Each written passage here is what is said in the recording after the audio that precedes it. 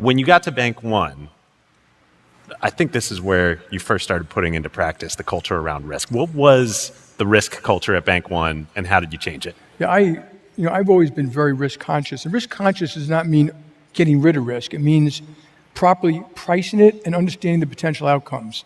And so when I got there, I just started meeting people and going through. I quickly realized that Bank One had more U.S. corporate credit risk than Citibank did.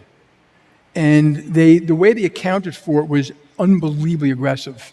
And so they had less capital, less reserves, less this. They were calling these things profitable. They were basically losing money. And loans in a lot of business, you got to be very careful about the credit business. And once I found out that, I kind of panicked a little bit. And I went through every single loan in the books. I marked them all down, put up more reserves, told the board about it, and then wanted to earn more revenues per dollar of risk. So for example, in the middle market business, we had, for every loan NII, we had like 80 cents and 20 cents. Net interest income for the net non-banking. interest income from the loan, and 20 cents of other revenue like payments.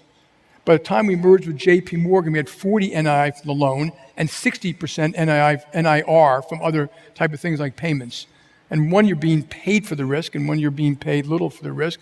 And I always stress tested, and I showed the board that if we have a recession, and we were about to have one, how much money we'd lose in credit. So I hired a woman called Linda Bamman who said, okay, if you're gonna let me do credit, you're gonna let me sell loans? I said, yes. Are you gonna let me hedge loans? Yes. Can I do 10 billion? I said, yes.